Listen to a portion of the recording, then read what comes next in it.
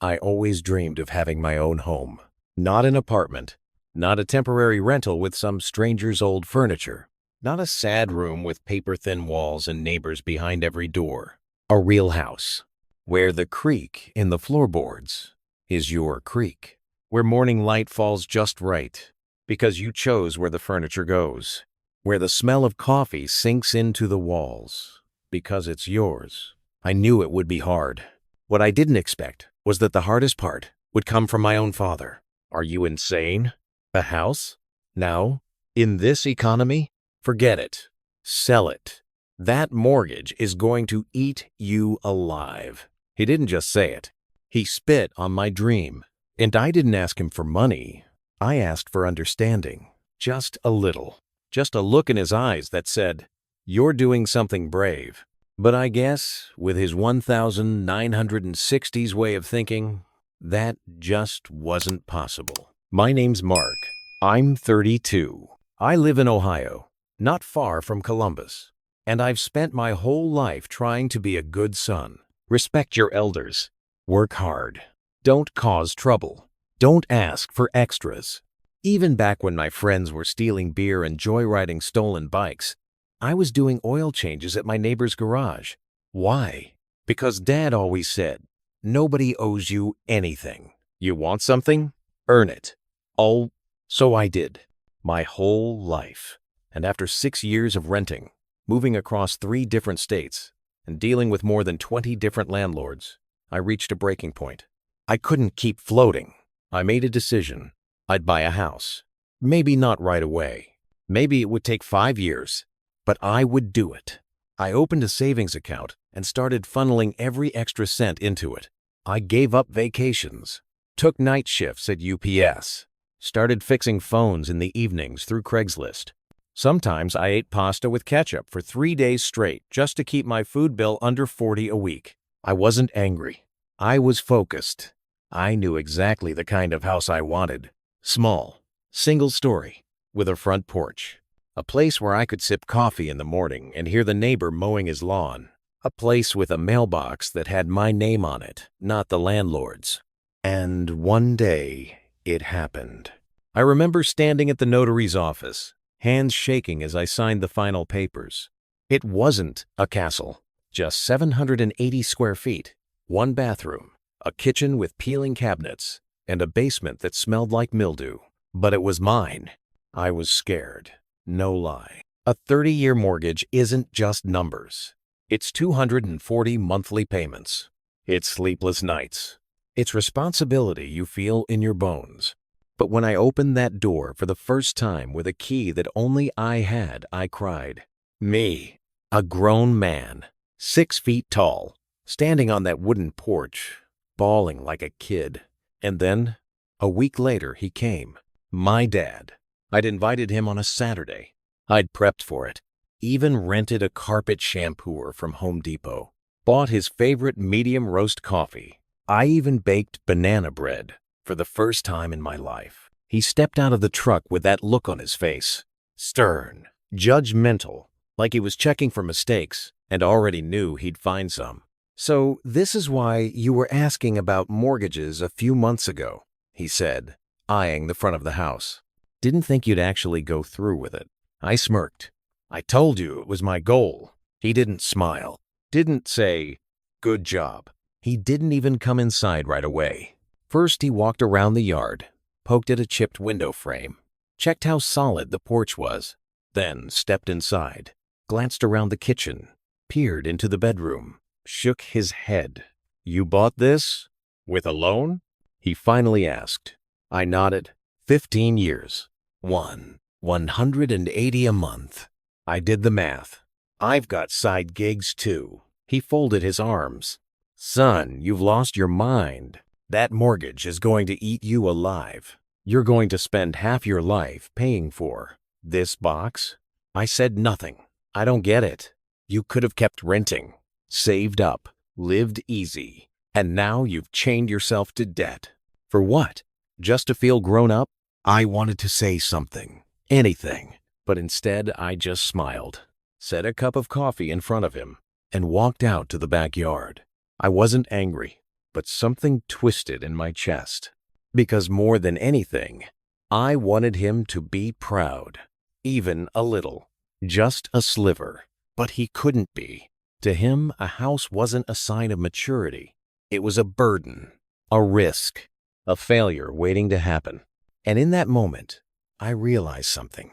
I would never get his approval. Not for the house. Not for my choices. Not for my life. And you know what? I wasn't going to back down anyway. I couldn't forget the way he looked at me. Not angry. Not even disappointed.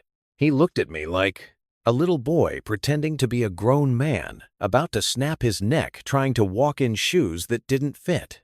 Honestly, maybe it would have been easier if he'd yelled. If he'd lost it, thrown insults, raised his voice. But no, he spoke in a flat, even tone, like a sentence passed down from a judge. You'll come crawling back. That mortgage will have you on your knees. Look at the prices, son. You've dug yourself a hole, and trust me, you won't climb out. It wasn't just criticism. It was ideology. His truth. His gospel carved in stone. Keep your head down. Don't take risks. Don't build castles. And don't you dare believe in dreams. He didn't just fear change, he despised it. He was afraid of freedom. What if you get sick? He asked, standing in the entryway with his arms crossed. What if you lose your job? What then, smart guy? What happens to this house? I shrugged. Then I'll work. I'll pick up shifts, side gigs, whatever it takes. But I won't give up. He stared at me for a solid 20 seconds, then shook his head like I was beyond saving, and delivered the final cut. You want to get burned? Burn. I warned you. He walked out. No hug. No see you later. Just the sound of the door slamming shut. And I stood there, in the silence, in my house, with a cup of cold coffee in my hands. And suddenly I was scared. Yes, I had dreamed of this house. Yes, I had worked, saved, calculated every cent. But in that moment, doubt started whispering inside me. What if he's right? I walked through each room, brushing my fingers along the walls like I was trying to feel if it was really mine, or if I just played dress-up in adult life. The next morning, I didn't even look in the mirror. I just drove to work. By day, it was my regular desk job at the insurance company. Nothing exciting, but steady money. At night, I did side work, installing kitchen cabinets through TaskRabbit. Sometimes electrical jobs, sometimes furniture assembly. My back ached. My hands were calloused, but I didn't complain, because every hour was another brick in the foundation of my independence. But his words, they burned. Every time I made a mortgage payment, I could hear his voice. This house will eat you alive. Every time the water got shut off for repairs, get out while you still can. Every time it rained hard and I remembered the roof needed fixing. You can't handle this. He was like an echo that wouldn't fade. And slowly I started getting tired. One night, after a long shift, I nodded off at a red light, woke up to someone honking behind me, heart pounding, hands sweaty, brain racing. I can't do this. He's right. I'm not going to make it. I pulled over to the side of the road, turned off the engine, and cried quietly, in the dark, on an empty street. And you know what I was thinking? Not about money, not about debt, but about him, about how much it hurt that he didn't care, that all I ever wanted was for him to show up one day and say, I'm proud of you, son. But he couldn't. He was too afraid, not of me failing, but of me succeeding in a way he never did. And that night, I made a decision. If I wanted to survive, I had to stop chasing his approval. I went home, tore off a sticky note, wrote something in Sharpie, and slapped it on the bathroom mirror. You owe nothing to anyone but yourself. Your life is your call. From that day on, I stopped proving anything to my father. I started proving it to myself. 2 months passed. I was working nearly every single day. Mondays started with a coffee at 6:30 a.m. and didn't end until about 2 a.m. On Fridays, Saturdays were for side jobs. Sundays for home repairs. I learned how to lay tile, fix drains, paint ceilings, sand, wood floors. YouTube became my best friend. And my hands, calloused, cracked, but never empty. Whenever someone at the office said, "Man, I'm exhausted," I'd just nod. Not because I was stronger, but because if I stopped, I'd fall apart. And to be honest, sometimes I did fall apart. One night, I woke up at 4 a.m., sweating, because I'd been calculating loan interest in my sleep. I stared at the ceiling and thought, what if Dad's right? What if I've gotten in way over my head? In that moment of half-lit silence, I opened my notes app and typed, "Doubt shows up in the dark, but decisions belong in the light." And so, I started searching for the light. I realized that survival wasn't a strategy. It was a trap. I couldn't keep racing from one job to the next forever. I couldn't pour myself dry just to make the mortgage. I had to grow. So, I made a choice. I'd retrain. At first, it was just curiosity. I signed up for a free course on web design. Then another. Then, a small project for a friend. A business card layout. Then a landing page for her husband's new workshop. I'd get home at 11 p.m., open my laptop, and start working. Sometimes for 40. Sometimes just for a thank you. But each project felt like a breath of fresh air. I can do more. Of course, Dad had no idea. We barely talked. He'd call once in a while, but rarely. And when he did, he never asked, "How are things?" Only, "That house still standing?" One day, I snapped. "You know what, Dad?" I said over the phone. "Maybe you're right. Maybe this house isn't an investment. Maybe I have poured too much into it. But there's one thing you'll never get." "What's that?" "It's mine. Every nail, every gap in the floor, every creak in the wood. That's me. And if it falls apart, I'll rebuild it. With my own hands. Without your money. Without your advice." He was silent. And then he said, "Stubbornness isn't a virtue, Mark. It's a fast track to failure." I hung up. And for the first time, I didn't regret it. Because that very night, I got an email. "Hi, Mark. We loved your design. Would you be open to a retainer agreement?" It was my first stable freelance offer. I reread that message at least 10 times, then poured myself a glass of cheap red wine, cracked the window open, and sat in silence. And in my mind, I heard it. I'm on the right path, even if it looks like a dead end to someone else. The next few months, everything accelerated. I set up a profile on Upwork, started landing 200, 300 gigs. Then a 1-0 project. Then a client from California reached out. "We'd like to redesign our site for 1-800. And if it goes well, maybe we'll bring you on regularly." All that time, I kept paying the mortgage. And for the first time, I paid more than the minimum. Not by much, but still I paid more. One day, I stopped by Home Depot to pick up a new thermostat. The cashier, a kid maybe 20 years old, asked, "You flipping the place? Or living in it yourself?" I smiled. "Living in it. It's mine." He nodded with respect. And inside me, there was sunshine. Small, quiet, but real. A warmth I had grown with my own hands. And that's when it hit me. The fire of a dream doesn't die unless you let it. Yeah, sometimes there's no air. Sometimes the walls feel like they're closing in. Sometimes no one believes in you. But if you hold on to that flame, even if it's weak, it warms you. It guides you. And it doesn't depend on anyone else's expectations. I remember that day clearly. It was Saturday. I woke up before my alarm, not because I had anywhere to be, but because something inside me had shifted. I poured a cup of coffee, stepped out onto the porch, sat in my fold-out chair, and for the first time in a long time, I just did nothing. Silence. But not the heavy kind. It was the kind of quiet where you can hear a dad playing catch with his daughter next door, where the birds call to each other across the trees, where the breeze taps softly against the mailbox. And that's when it hit me. I wasn't drowning in debt. I wasn't buried. I was home. A little over a year ago, I had 30 to my name, a 180 mortgage, and the overwhelming sense that I was climbing a cliff with soap in my hands. Now I was paying $2,000 a month, had already paid off a third of the loan early, and I actually had savings. For the first time ever. But more than that, I felt strong. At first, I was just finishing client projects. Then I started managing clients. Then people started recommending me. One man from Arizona said, "I don't know you, but James told me, Mark's the kind of guy who finishes what he starts." That was a turning point. I no longer felt like someone forced to take side gigs.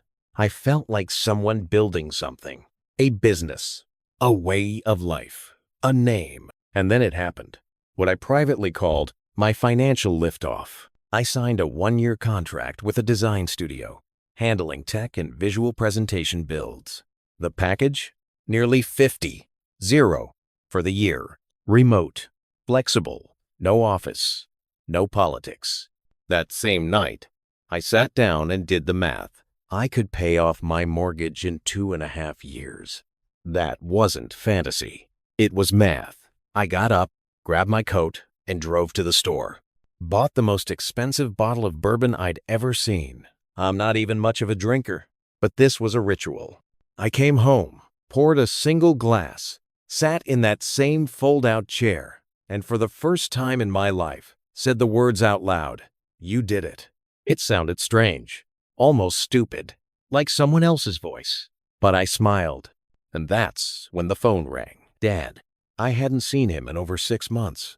Not because of some big fight, just I didn't have the energy. For him, for his endless, "You're going the wrong way," I answered. "Hey, son, you gonna be home tomorrow?" "Yeah, I'm stopping by. I want to see how you're living." I didn't say anything, just nodded like he could hear it through the line. The next day, I cleaned the house like I was hosting a president. Not because I was scared, but because I wanted everything to look like I'd made it that way. No shame, no apologies. He pulled up in his old Chevy Silverado, got out slowly, with that same expression he always wore, but this time, there was no disgust, no scowl, just curiosity. I opened the door, let him in. He walked through the rooms, paused in the kitchen, peered into the basement. "New wiring?" he asked. "Yeah, I did it myself." He nodded. Then eyed the built-in cabinet I had made by hand. "Not IKEA, is it?" I smirked. "Nope, birch wood. Found a workshop in the southern part of the state. Built it myself. Took 6 days." He ran his fingers along the shelf. Solid. And that's when I realized he wasn't judging. He was noticing, studying, understanding. We stepped out onto the back patio. I set up 2 chairs, turned on a portable heater. October was starting to bite. "Coffee?" I asked. "Sure." I came back with 2 mugs. Hot, with cinnamon the way he liked it. We sat there, silent, and then he said, "Listen, I was wrong." I stayed quiet. He sipped the coffee, exhaled. "I thought you'd fall apart. Not out of spite. I was scared for you. I dreamed of owning a home for years too, but I never took the leap. I bought a trailer when your mom left. Lived in it ever since. Stable, debt-free, but dreamless." He looked up at the sky, took another sip. "You took the leap. You didn't just build a house. You built yourself." I said nothing. There was too much inside me to put into words. Then I asked, "You want to stay the night?" He looked over at me, surprised, almost grateful. "You got a place for me?" I smiled. "Now I do." And that's when I understood.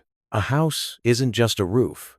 It's a place where you're willing to welcome someone, even the one who once wouldn't welcome you. He stayed the night, and the next morning, it was like nothing had happened.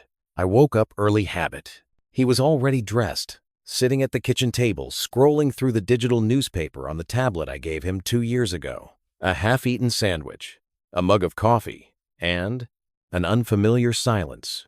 "Morning," I said, grabbing a pan. A few minutes passed. Then he looked up. "Hey, I was thinking, you really need to redo the siding. That wood won't last long." I froze, looked up. "I know," I said calmly. I'll take care of it in the spring. Spring's too late. You should save some of that freelance money and get vinyl panels. I checked, doesn't cost much. I set the pan down on the stove, turned to him. Dad, I'll handle it. Okay? He shrugged, but his face already carried that familiar shadow. The one that said, "You're not listening. I'm older. I know better." A few days later, he showed up again, brought a toolbox, a hammer, gloves. "Dad, I didn't ask for this. I know, but since I'm in town, figured I'd show you how to remove those door hinges properly. You've got some slack on the kitchen door." He came in, no invitation, no asking. I tried to smile, but inside, something tightened. It felt like he was slowly dismantling this space I had fought so hard to build. Every corner was my decision, every shelf my call. And now he was turning me back into the boy, the one who needed to be shown how to hold a screwdriver. "Why didn't you repaint the bedroom?" he asked. "That color's dull. I like it. It's warm." "Warm? It's dingy. Feels like a basement. I'll pick a better one for you." "Dad, please don't." "Don't what?" "I'm just trying to help. But you, like always, you push back." He said it kindly, even gently. But underneath, it was control. Like all my growing up had been a lease and he had just come to reclaim the keys. And maybe it would have been fine if it had only happened once. But he started showing up nearly every week. First with advice, then with gifts. Curtains in style, picture frames that match, a throw blanket to make it cozier. None of it was what I wanted. None of it was me. Then came the arguments. "You've gone cold," he said one day. "I've grown up," I answered. "No, a grown man knows how to listen. But all you do is wait for a chance to prove me wrong." I wanted to scream, because I wasn't trying to prove anything. I was just living, just building my life. But he was trying to fit me back into his old script. Son, subordinate, father, authority. Even here, even in my house, our conversations got heavier. I caught myself hiding books before he visited, removing artwork from the walls, shutting my laptop not out of shame, but because I couldn't handle another round of, "What's that for?" And then one day he said, "Hey, you've got an extra room. Why not rent it out? Get a roommate. Help with the mortgage." That was it. A moment so sharp it felt fatal. I looked at him and said, "Because that room is a part of me, and I'm not letting anyone into it, even if I'm down to ramen and tap water." He snorted. Emotions. "You're still a kid, Mark." And right then, I understood. To him, I'd always be a child. No matter how much I earned, no matter what I accomplished. Even if I built a second floor with my own two hands, he'd still be checking if I held the hammer right. And it got heavy. So heavy that I started wondering if I should even let him keep coming around. He wasn't just intruding. He was suffocating. I didn't know how to say it. How to tell him that his care felt more like a shadow than light. That I'd grown up, but he still kept me trapped in the shoes of a boy. One evening, with the sky already dark, I sat at the table and wrote a letter. Not for him. For me, you didn't just build with bricks. You built boundaries. And now, you have to protect them, even if it hurts, even if it's family. I read it again, then deleted it. But something in me had changed. I decided, enough. It was a regular evening. I was making soup, nothing fancy, just some chicken broth with noodles. My old 2000s playlist played softly in my headphones, and rain whispered against the windows. Then, the doorbell rang. No warning, no call, no text. I opened the door. Dad. His coat collar was damp. He looked unsure, more than I'd ever seen him before. I opened the door wider. "You're soaked. Come in." Discreet, he stepped in, took off his coat, hung it carefully, like he was afraid it might leave a mark. "I was nearby," he said. "Figured I'd stop in." We hadn't seen each other in over a month, not since I told him calmly but firmly, "You can't just drop by uninvited anymore. I'm an adult. This is my house." He took it personally, left without a word. And now, He was back. His eyes moved around the house, to the new rug in the hallway, to the photo on the wall of me holding a certificate from a big project, to the light fixture I had installed myself, to the bookshelf filled with volumes that used to sit in his house. "You've really set things up," he said softly. No critique. No but. "Yeah," I answered. "Work's steady. Life's steady." He stepped into the kitchen, sat at the table, watched the steam rising from the pot. "Is that the same soup you used to make when you were sick?" he asked. "Almost. I add rosemary now." He smiled. Barely. Almost invisibly. "You know," he began, "I used to think I knew how life should be lived. That stability, logic, keeping your head down, that was everything." He looked down at his hands. They were clenched, like holding something fragile. "And then I saw you make it. Not just survive, but live. You look calm." I didn't speak. I probably got in the way, didn't I? I exhaled. "Sometimes. But I get why you did it. It's just, these walls are mine now. I choose who walks through them." He nodded. Not in defeat. Not offended. Like someone hearing something for the very first time. And then I stood up, grabbed a second cup, poured him coffee. Black. No sugar. Just how he liked it. Placed it in front of him. "Want to stay the night?" He looked at me. Long and steady. His eyes didn't show surprise or gratitude. They showed recognition. He picked up the cup, took a sip. "Yeah, if I'm not imposing." I smiled. "Not tonight." We sat in silence. No tension. No jabs. No competition for who was right. And in that silence, I realized I had won. Not over him. Over myself. Over the part of me that lived to hear, "I'm proud of you, son. I didn't need it anymore." Because a house, it's not just wood and bricks. It's choice. It's effort. It's boundaries you built yourself. It's the words you say, not because you're hoping for a reply, but because you already know who you are. The next morning, I woke up early. He was already in the kitchen, quiet, careful, making coffee in the kitchen he'd once tried to redesign. "I put water on," he said. "Didn't touch your filter. You set it all up yourself." It was the kindest thing he'd ever said to me. And that's when I knew. Sometimes adulthood doesn't begin when you buy a house. It begins when you stop waiting for applause from someone who never had the courage to step on the stage themselves.